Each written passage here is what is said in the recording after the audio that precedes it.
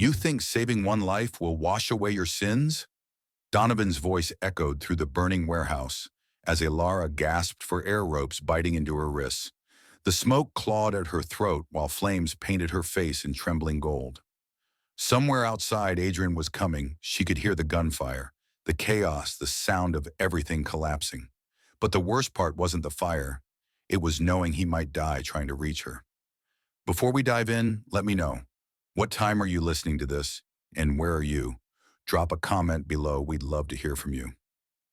The nights around South Philly's docks always smelled of oil and metal. Ilara Quinn left the diner after closing, wiping her hands before stepping into the cold. She carried a small bag of leftovers and medicine for her mother. She walked fast, head down. People here didn't ask questions, once her name had been on the news. Since then, sirens made her hands shake. Turning onto 5th Street, she noticed a black SUV idling by the curb. A second later came the screech and crash. Flames burst from under the hood glass, scattered across the pavement. Through the cracked windshield, a child was trapped, pounding on the window. Ilara dropped her bag and ran. The heat stung her skin. The door was locked, the seatbelt twisted. She grabbed an iron rod from the sidewalk, jammed it into the frame, and pushed until the hinge snapped. The girl coughed, once eyes rolling back. "Look at me," Ilara shouted, voice raw. "You're okay. Stay with me." The latch gave way. Ilara pulled the child free and stumbled back as the car burst into flames. The blast knocked her down. She wrapped her arms around the girl glass, pelting her back, the sound fading to a dull ringing. Headlights cut through the smoke. A line of black sedans stopped, hard doors slamming in rhythm. Men in dark suits spread out, their movements fast and sure. Then silence fell. From the center car, a man stepped out, tall, unhurried, his presence enough to make the others still. He reached them in a few strides. The girl stirred, voice breaking. "Daddy!" He knelt and gathered her, close face tightening as his eyes met Ilara's. "You pulled her out," he said. She nodded, throat raw. When she tried to leave, his men blocked her path. Sirens echoed down the street. He didn't look away. "You saved my daughter," he said evenly. "That means you're part of this now." The words hung in the haze. The girl clung to his neck while firelight flickered across the street. He gave a short command and his men moved toward the cars. Ilara stayed where she was, heat biting her skin, the torn grocery bag at her feet. Sirens drew closer. Beyond the wreck, the convoy engines roared back to life. Then white light. A ceiling swayed above her, sharp with the smell of disinfectant. Ilara blinked. Her chest ached each time she breathed. From the hall came two men's voices, quiet, clipped, cautious. "The boss wants a report by morning. About the girl, about everything. He doesn't like loose ends." The word boss carried a chill sharper than the cold metal rail beneath her fingers. She turned her head slightly. Through the glass pane, a man in a gray suit stood with a phone to his ear, face unreadable. The door creaked. Adrian Moretti stepped in. His presence shifted the air without effort, controlled, deliberate, like someone used to owning the room. A small bruise marked his temple, yet his posture never wavered. "Ilara Quinn," he said, reading the name from the hospital chart. "That's you." Her throat was raw, voice thin. "Depends who's asking." He ignored the edge in her tone. "You inhaled a lot of smoke. The doctor says you'll recover." He paused. "You shouldn't have been there. I was walking home, and you decided to run into a burning car." His gaze steadied on her, more curious than accusing. Ilara shifted under the blanket, trying to sit up. The girl was screaming. Adrian studied her for a long beat. Then from the inner pocket of his coat, he pulled an envelope and placed it on the side table. The corner brushed against the water cup, leaving a faint crease. "That's for your trouble." She stared at it, then at him. "I don't want your money.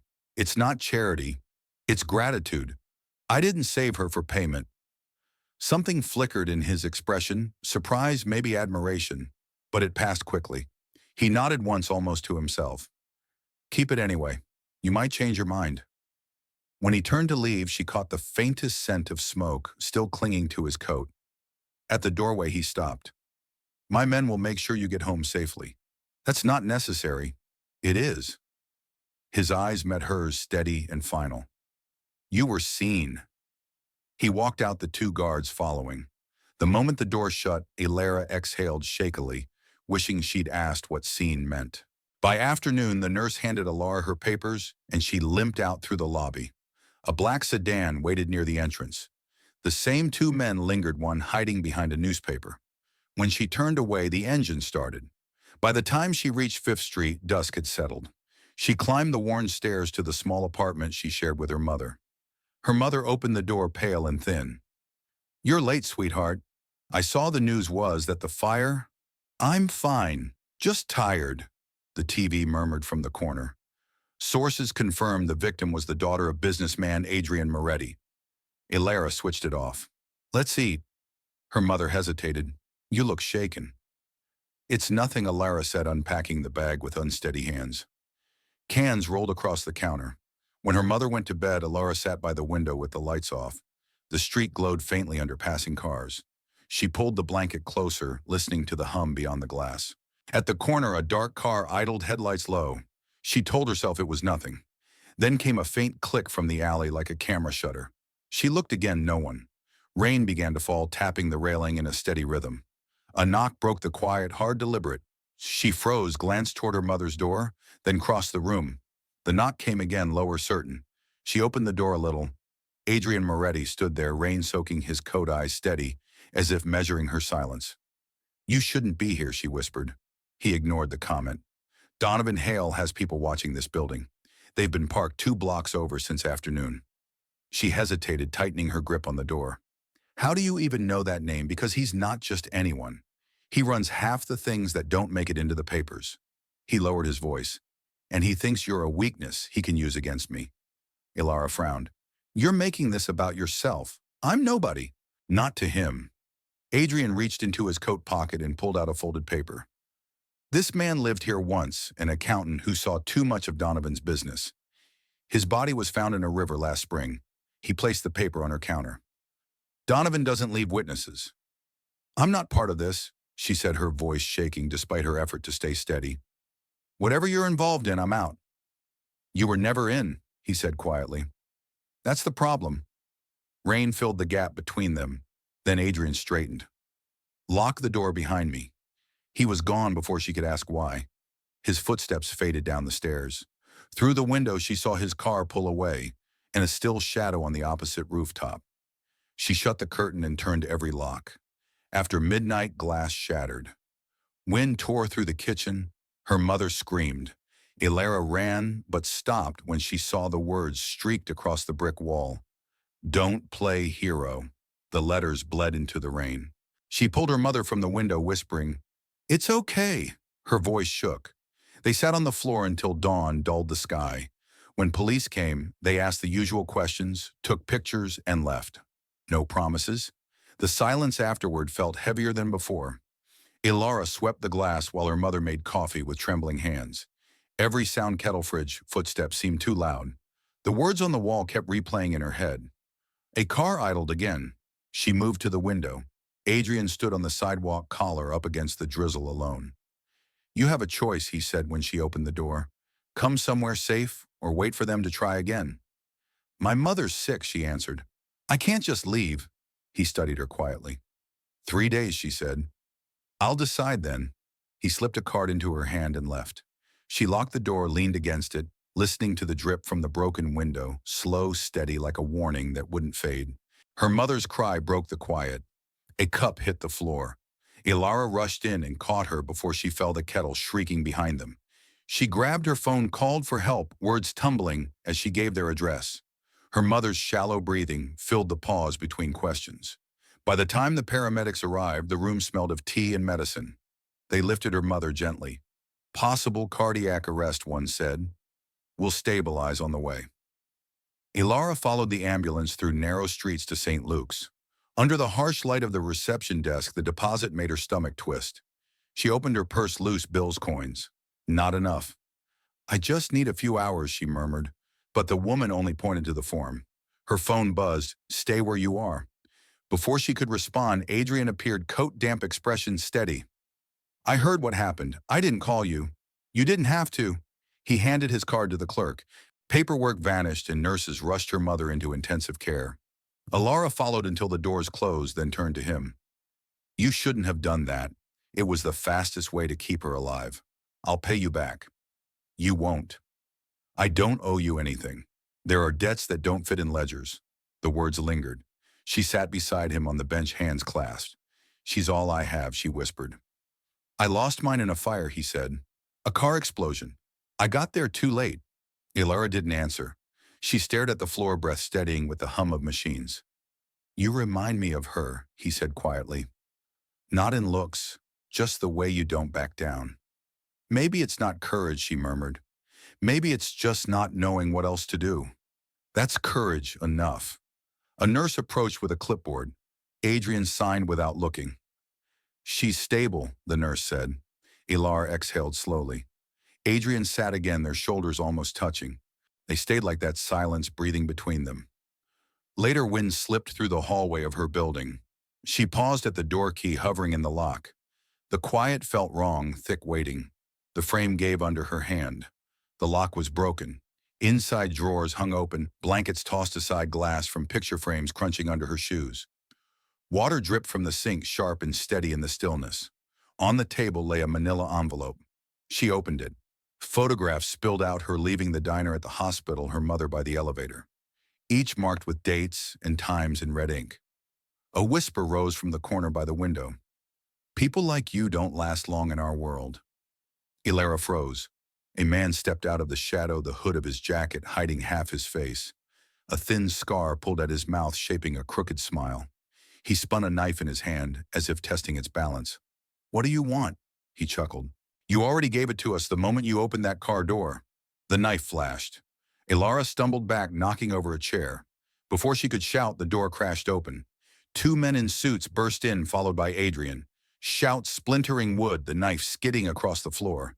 The intruder struck one guard and vanished through the fire escape into the rain. Ilara stood against the wall, shaking. Adrian turned toward her, composure gone. I told you to leave this place. This is my home, she said, voice breaking. Not anymore. You think you can decide that for me? They were watching, he snapped. You'd be dead if we were a minute later. I didn't ask you to come. No, his voice lowered, but I still came. The guards moved through the hall. Adrian caught her wrist, firm, not harsh. Pack what you need. Now, I'm not going anywhere with you. Then stay and wait for the next one. The look in his eyes wasn't anger. It was fear, quiet, unfamiliar, real. She pulled free. You call this protection? It's another cage. He said nothing, only glanced at the photographs scattered across the floor. The guilt in his face flickered and was gone. The guards returned. He's gone. Adrian nodded. Let's go. Ilara hesitated, then took her mother's scarf from the hook. It still smelled of lavender. Adrian's car waited by the curb. He opened the door without a word. The city slid past, red lights reflecting off the wet pavement. Neither spoke. The hum of the tires filled the car. Ilara leaned her forehead to the window, rain streaking the glass. The broken door, the whisper, the knife, all replayed in her mind. Across from her, Adrian sat still, phone in hand, knuckles white. You don't have to keep saving me, she said quietly. Maybe I don't, he answered. But I need you to live. The words lingered between them, soft, heavy, final. The highway stretched ahead, dark and unbroken. The car turned off the main road and passed through an iron gate that groaned as it opened. Beyond lay the Moretti estate, wide lawns, pale stone, a house that seemed to hold its breath. Gravel crunched under the tires in steady rhythm. Ilara sat beside her mother in the back seat. Her mother stared out the window, unsure whether to admire or fear what she saw. Adrian said nothing. The car stopped at the steps where two guards waited, their faces blank beneath their caps. Welcome, Adrian said simply. You'll both be safe here. The word safe didn't sound convincing. He led them through a hall lined with dark wood and quiet portraits. Cameras hid in the corners, their tiny red dots blinking like insects in the dim light. A doctor greeted them first, young, polite, carrying a clipboard. Then came the housekeeper, a woman with kind eyes, who guided Ilara's mother upstairs. Your room's here, miss, she said to Ilara, opening a door to a guest suite larger than the apartment she'd left behind. Fresh linen, pale curtains, a vase of lilies too perfect to be real. She thanked the woman and closed the door. The moment she was alone, the silence pressed in. Through the window, she saw a small figure in the garden, Isabella. The girl sat cross-legged on the grass, a sketchbook in her lap. Every few seconds she glanced toward the gardener, burning a pile of dead branches near the edge of the property. The moment a wisp of smoke rose, she flinched and turned away. Ilara hesitated, then walked out. "Mind if I sit?" Isabella nodded without looking up. "What are you drawing?" "The ocean," the girl murmured. "But I've never seen it." She shaded the horizon with soft blue pencil strokes. "Mom used to say the waves sound like breathing." "Is that true?" Ilara watched the lines form steady calm. "Yes," she said after a pause. "It sounds like the world remembering it's alive." The child smiled faintly. "I want to hear it one day." "One day we'll go," Ilara said. "You, me, and maybe your dad if he promises not to check his phone." Isabella's quick laugh broke the quiet, bright and fleeting. From the terrace above, Adrian paused mid-conversation. The sound reached him, Ilara's voice calm and unforced. His eyes went to the lawn where Isabella sat, shoulders trembling, the way his wife's once had when storms drew near. He turned away before anyone noticed. Dinner passed in near silence. Candlelight wavered over untouched plates. Isabella ate only when Ilara sat beside her, coaxing gently. Adrian watched from the head of the table, his glances shifting between them. Later, Ilara tucked the child into bed. "The smoke won't come here," she whispered. "You make it sound true," Isabella murmured, drifting off. Adrian lingered by the door unseen. The words echoed an old promise his wife had once made. That night, Adrian stood on the balcony. Below, Ilara and Isabella sat by the fountain, their laughter rising through the quiet garden. He gripped the railing. The guards' moved cameras hummed, yet something in the stillness felt ready to snap. Thunder broke. The lights blinked, then steadied in a dim glow. Ilara woke to the hum of the generator and rain striking the windows. She slipped into the hall, drawn by a door slamming somewhere ahead. Near the conservatory, she found a guard on the floor, pulse faint, blood dark against his temple. "Ilara," someone called, voice sharp. Adrian appeared in the corridor, two more men behind him. He carried a flashlight, the beam slicing through the damp air. "Stay where you are." But she was already moving, pointing toward the unconscious guard. "He's alive. Someone hit him." Adrian crouched, checking the man's pulse without expression. "Get him to the infirmary," he ordered his men. Then to her, "Did you see anyone?" The steadiness in his tone unsettled her. "You don't sound surprised." He met her eyes. "Because I'm not." A tremor rippled through her stomach. "You knew this could happen. Donovan's people have been probing for weeks. It was only a matter of time." The lights flickered as they reached his study. The door hung open, lock splintered papers scattered across the floor. Adrian's flashlight caught a sealed envelope on the desk. To Donovan Hale. The folder held copies of Ilara's hospital file, an old job record, a police statement she thought long gone. Her throat tightened. How did he get these? Adrian's reply was flat. "Someone here sold them." Her name repeated across the pages, proof of every secret she'd tried to bury. "You were watching me from the start." He didn't deny it. "After you saved Isabella, I needed to know who you were. Donovan doesn't strike by chance. So you followed me." "Yes." The rain pressed against the windows. She stared at him. "You don't trust me. It's survival." "That's not an excuse." "Maybe not," he said, "but it's true." Lightning flared. The papers glowed white, then faded. "Donovan knows you're here," he added. "Whoever leaked this has told him already." The anger drained, leaving cold fear. Her life unraveled again. "You said this place was safe." "It was. Until tonight." Ilara turned away, hands trembling as thunder rolled through the house. The envelope lay open behind her, its pages darkening under the dim light. By morning, the house was tense. Workers fixed the lights, guards whispered. No one met her eyes. She caught a few words near the study interrogation warehouse. A guard was missing. Near noon, a young man slipped up and said at Delaware docks. She didn't wait for orders. When the house went quiet, she left. The train south was short. Gray sky, empty streets, salt in the air. The warehouse looked deserted. A broken lock hung from the door. On the far wall, photos covered the concrete, her walking to work, leaving the hospital, her mother by the window. Dozens of them, all marked with dates. All of her. A faint hum rose from somewhere behind her. A monitor flickered to life static, then a sharp image. A man's silhouette filled the screen. "Hello, Ilara Quinn?" A voice drawled, smooth and almost amused. She froze. Donovan. Ah, so he told you my name. Good. Saves us time. The man on the screen leaned closer, his face once charming, now carved with cruelty. You're quite the disruption, you know. The second flame to touch his world. Her voice came out hoarse. What do you want to remind you? Donovan said softly, that good deeds come with consequences. You saved a child and now you're part of the storm. Just like his wife once was. The monitor buzzed, then went black. For a beat, everything stilled. Then tires crunched. Headlights swept the walls, slicing across the photos.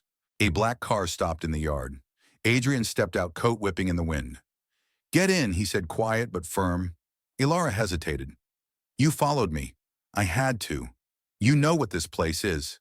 She met his gaze. I do now. He guided her to the car. You can't keep running off. I can't protect you if you keep vanishing. Rain slapped the windshield on the way back. She stared at the blurred lights ahead. You should know who he really is, Adrian said. Donovan? He nodded, jaw tight. We built everything together, roots, money control. Then he wanted it all. He killed my wife when she tried to leave. The car slowed at a red light. His reflection in the window looked old or worn. He called her the first flame, Adrian said softly. Now he calls you the second. I won't let him burn another. The highway stretched ahead, rain wiping out the edges of the world. Neither spoke again. A scream broke the quiet house. Ilara ran toward it, bare feet silent on the carpet. Isabella sat upright in bed, tears streaking her cheeks tangled in the blanket. Hey, shh. You're safe, Ilara whispered, pulling the trembling girl into her arms. The child clung to her like she might vanish, breath hitching against Ilara's shoulder. I saw the fire, Isabella sobbed. Mommy was there. She was calling me.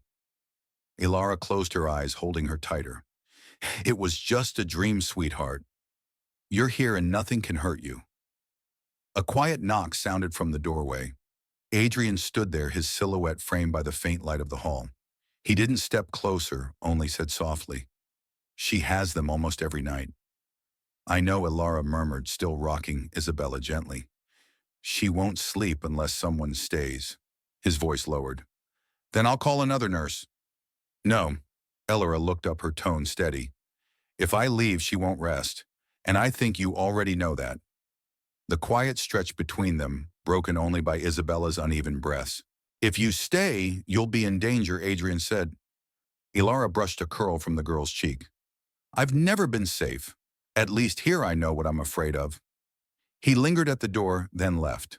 When Isabella slept, Ilara went downstairs. Light spilled under the library door. Adrian sat at the table, sleeves rolled, papers spread across the wood. He slid a folder toward her. Donovan's buying his way into the police. She scanned the pages, names, transfers, evidence. You have proof. Enough to shake him. Not enough to end him. You're doing this alone. I don't trust anyone else. Maybe you shouldn't trust me either. I already do. They worked in silence, trading pages, their hands brushing now and then. Hours passed unnoticed. Rain tapped the tall windows. You should rest, he said, pouring her another cup. I can't. These aren't numbers, they're lives. Then tell me how to stop him. Expose the ones who'll break first. You know who they are. His gaze softened, but his tone stayed even. You should have left. I did once. It didn't save me. You don't owe me this. I owe her peace.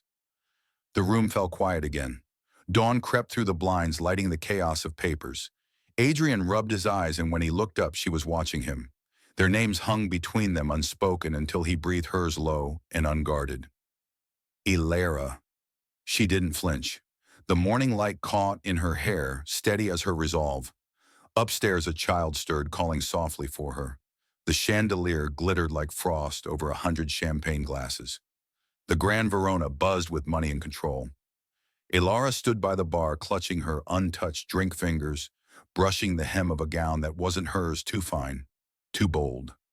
Across the room, Adrian moved easily through the crowd, shaking hands, smiling without warmth. Every so often, his gaze found her. She pretended not to notice. Isabella was upstairs, guarded, safe for now. The music drifted polite and hollow. A waiter approached with a tray. His hand trembled. Metal flashed. A shout cut through the room, then gunfire. Glass shattered as the chandelier crashed down. Ilara hit the floor. Adrian pulled her behind an overturned table. "Stay down," he ordered. Smoke burned her throat. The alarm shrieked. He peered over the edge. 2 shooters bar and east door. "What about Isabella? She's gone. My men have her." Another shot tore through the air. He covered her, pressing her to the carpet. A burn seared her arm. She gasped. Blood spread across the silk. "You're hit. It's nothing." He tore his pocket square, pressed it over the wound. "Hold this." Then he stood firing twice. One light burst, one weapon fell. Now, they ran, pushing through the chaos. Security swarmed. The elevator jammed, so he led her through the service hall, his grip unrelenting. Rain hit hard as they reached the street. Sirens wailed, blue light flashing off wet pavement. Reporters shouted his name. He opened the car door. "Get in." Her arm throbbed. "You could have left me. Not a chance." The city blurred behind them, red, blue, and smoke. She stared out, heart racing with the echo of gunfire. Adrian drove one-handed, the other pressing the fabric against her arm. Not gentle, just steady. At a red light, she turned to him.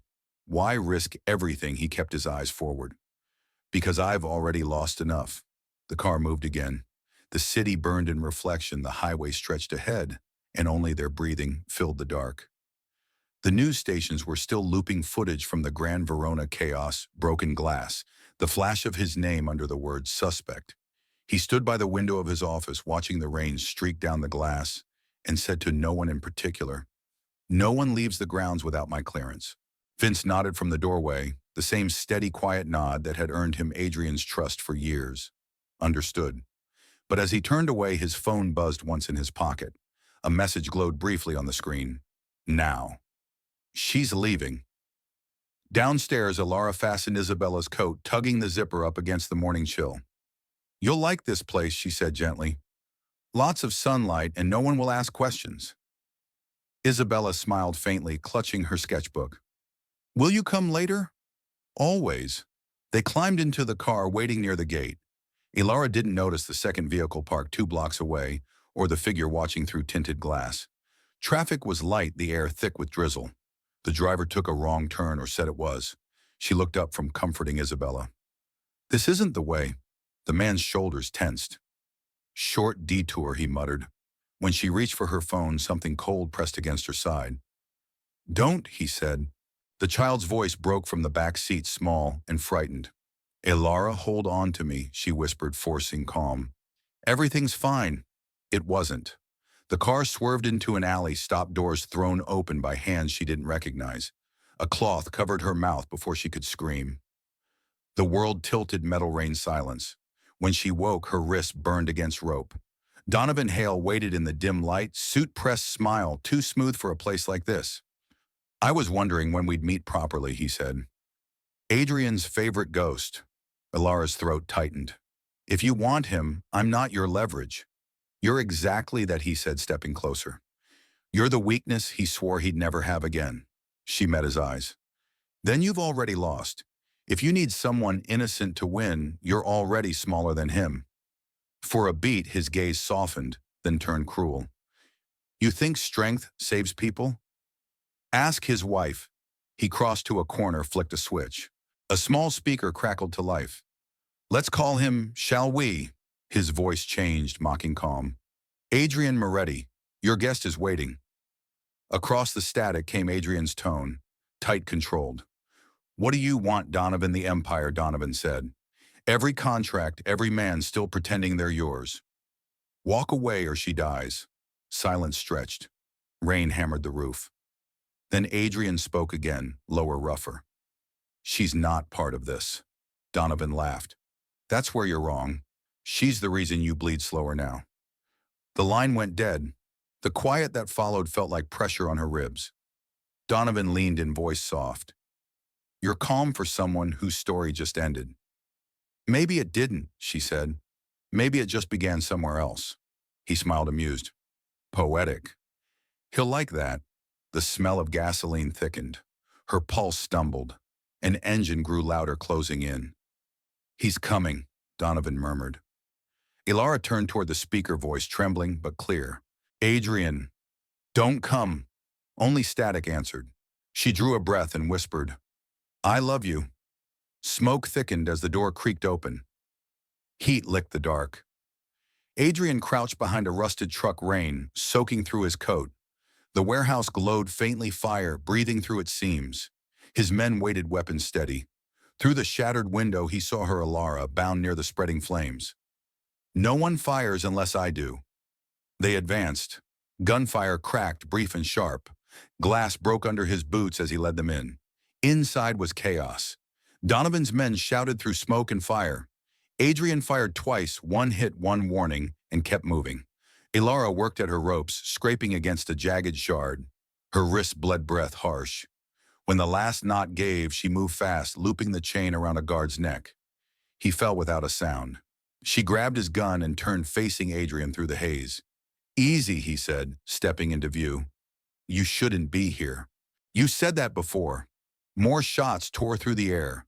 He pulled her behind a beam. They've blocked the exit, she said. Then we take the ramp. You lead. They moved together, her steps sure, his cover precise. The fire growled behind them, smoke closing in. Donovan appeared at the far end. Gun-raised suit blackened. You never learn, do you? Adrian pushed Alara back. Stay down. You can't save everyone, Donovan said. You never could. The shot hit hard. Adrian staggered, blood blooming along his shoulder. Alara caught him. You're hurt, I've had worse. She tore her sleeve, pressed it to the wound. Don't you dare fade on me. His voice dropped. I didn't come for the Empire. I came for you. She met his eyes. Then you're a fool. Probably. They kept moving her, steadying him, his shots clearing their way. At the ramp, Donovan waited, gun shaking. This ends with me, he hissed. Adrian lifted his weapon, but Alara caught his wrist. No. Donovan hesitated. That instant was enough. Adrian's men closed in, guns raised. Take him alive, Adrian said. Donovan's eyes widened. You'd spare me, I'm sparing myself. The guards dragged him away. Alara stayed close, her hand firm on Adrian's arm. Blood seeped through the fabric, but his grip didn't falter. Sirens rose outside. The fire lit the sky red as they stepped into the rain. You saved me, he said. She shook her head. We saved each other. He didn't answer, only looked at her, eyes softer now, quiet in the storm. Rain hissed over the flames, washing the blood from his hands until the night went still. Dawn came pale over the Delaware docks, gold streaks breaking through smoke that clung like ghosts refusing to leave. Sirens echoed down the pier, ambulances' engines, the slow hum of cleanup. Adrian sat on an ambulance bumper arm, bound in gauze, blood dried along his collar. He half listened to a medic's orders. Across the dock, Alara perched on a crate, hair tangled with ash, eyes fixed on the tide, brushing the burned pilings. Donovan had been taken without a word. Disbelief was punishment enough. Vince hadn't made it that far, cornered near the ramp. He'd turned his gun on himself. A paramedic draped a blanket over Alara's knees. Her hands shook more from exhaustion than fear. Adrian glanced over. You should let them check that cut. It's nothing. Everything's something. They left it there. Gulls cried overhead, the sound harsh against the quiet. Reporters pressed behind the barricades, cameras, flashing voices chasing half-truths. Mob war, corporate fallout. The morning would invent its own version before facts caught up. They'll tear you apart for this, she said. Maybe, he replied. But at least the right ones fall with me. The company, it's done. The board will dissolve before week's end. Winds shifted, carrying the scrape of radios, the shuffle of boots around tagged evidence. Alara asked Isabella, She's safe. My men are bringing her. Relief softened her shoulders. She whispered, I thought you were gone. So did I, he said, quiet, spent. You didn't have to come. I told you, he murmured, I wasn't coming for the Empire. Her hand found his tentative. He didn't hesitate. The world around them stirred orders, engines, the city waking, but their silence held steady like something the noise couldn't touch. A news van stopped near the barricade. A reporter's voice cut through the smoke, breaking Adrian Moretti's network exposed. Alara didn't move. They'll make you the villain. I was one, he said. Not anymore. He said nothing more, watching the water. Flames rippled across its surface, turning from red to silver as daylight broke. Alara followed the shimmer. Fire's still light, she murmured. If you dare to look at it. He glanced her way, exhaling slow. A medic called his name. He stood, brushed her hand once and went. The blanket slipped from her shoulders. Wind lifted her hair as sunlight spilled over the water, like something quietly beginning again. She closed her eyes, not to turn from it, but to let it in. The hospital smelled of rain and antiseptic. Somewhere down the hall, a monitor beeped in even rhythm. Elara sat propped against the pillows, a folded copy of the Philadelphia Tribune across her lap. The headline read, "Woman Who Saved the Mafia Boss." She stared at the photo her face caught in camera glare. Eyes lowered the caption, calling her a symbol of courage. The words felt distant. She wasn't a symbol, just someone still trying to breathe. A soft sound drew her gaze. Adrian sat in the chair beside her, arm-bandaged coat draped over the back head, tilted as he slept. Stubble shadowed his jaw. Elara watched him quietly. Tomorrow the papers would call him a monster or maybe a savior. She still didn't know which one had sat beside her that night. When he stirred, blinking into the pale light, she set the newspaper aside. "You stayed," she said. He gave a quiet nod. Didn't plan on going anywhere. Her throat ached when she spoke again. "Do you regret saving me?" He looked at her, then really looked, and for a heartbeat the world outside their small corner of fluorescent light didn't exist. "If saving you was wrong," he said softly, "I don't want to be right again." She tried to laugh, but it broke halfway, turning into tears. He reached across the blanket, resting his hand over hers, not to stop the crying, just to remind her she didn't have to hide it. "You don't owe me anything," he said. "I know." Her voice wavered. "That's why it hurts less." He smiled, faint but true. "Good." By evening, Isabella had come earlier, clutching her sketchbook, and now slept in the room next door. The nurse dimmed the lights, left a pitcher of water, and disappeared into the hum of the corridor. Elara waited until the machines settled into their soft, steady rhythm before slipping out of bed.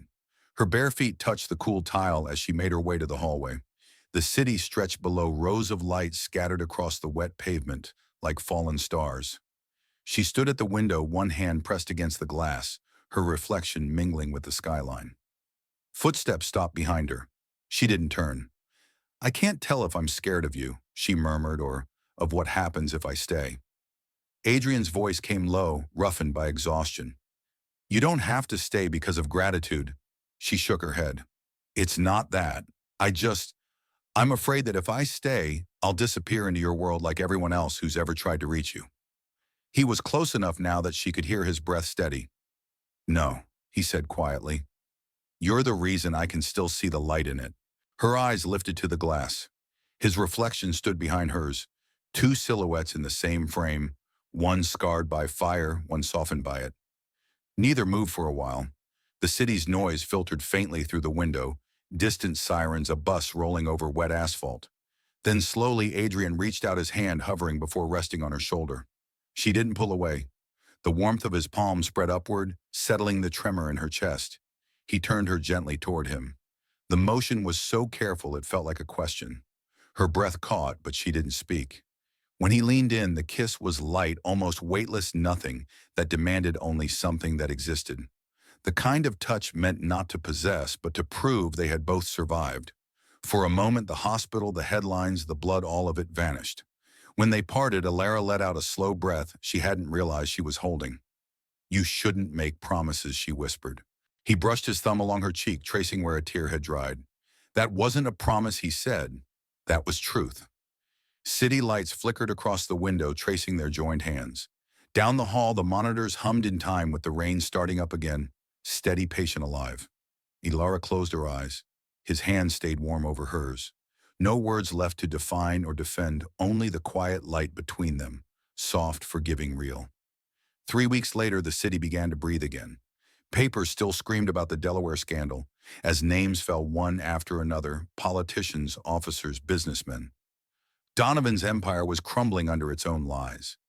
Elara watched from Adrian's townhouse, the television casting a faint blue glow across her face. She turned the volume down when her name appeared. Former employee of Donovan Hale Industries, sole civilian witness to the underground operations. The title sat heavy in her chest. "They want me to testify," she said quietly. Adrian stood by the window, one arm still in a sling, sunlight edging his profile. You should. Her hands twisted in her lap. I'm not made for cameras and courts. I've spent half my life hiding. He turned, then, voice steady but softer than she expected, and the other half surviving. No one can reclaim your name but you, Alara. The words struck softly but deep. She nodded once, a fear still coiled low in her stomach. The courthouse on Walnut Street loomed gray and rain-streaked. Reporters waited at the steps, microphones raised. Camera flashes broke through the drizzle as she passed through the tall marble doors. She took the oath palm's damp gaze steady on the polished wood of the stand. Donovan sat at the defense table, immaculate and amused, until she began to speak. Her voice carried clear and even. She told them about the fire, the men who followed her, the whispers behind closed doors, the warehouse that burned like confession. Not dramatized, not weeping, just truth measured and alive. Pen scratched. The judge's expression shifted when she spoke of being treated as leverage, not human. When she finished, silence held. Then the judge nodded. Thank you, Ms. Quinn. Outside, the noise crashed back, cameras, questions, shouts, but it all blurred. Adrian stood beyond the police line, rain dotting his coat. He didn't move closer. She met his gaze, breathing out, slow, steady. He answered with a single nod. I see you. I believe you. Hours later, the verdict spread faster than the storm clouds.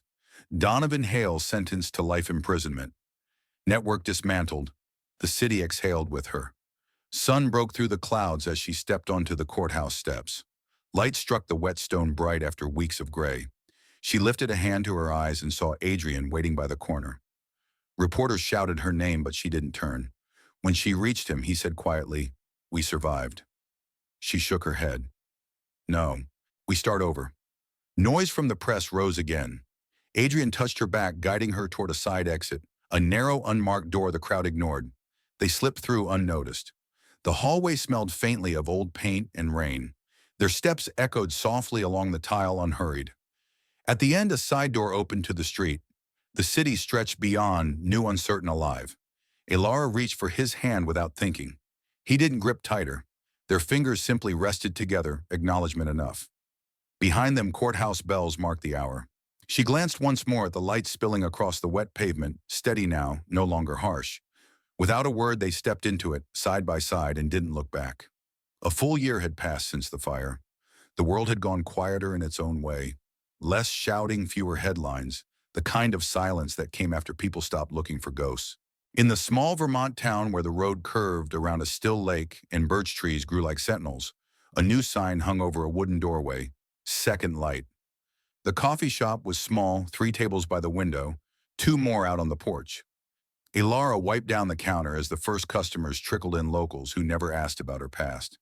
They came for the quiet, for the warmth of her smile, and for the strange calm that seemed to fill the place. In the far corner above a shelf of secondhand books hung a painting, Isabella's work. The canvas showed the Delaware shore waves rolling under a dusk sky. It wasn't the real sea, just the one she remembered from stories.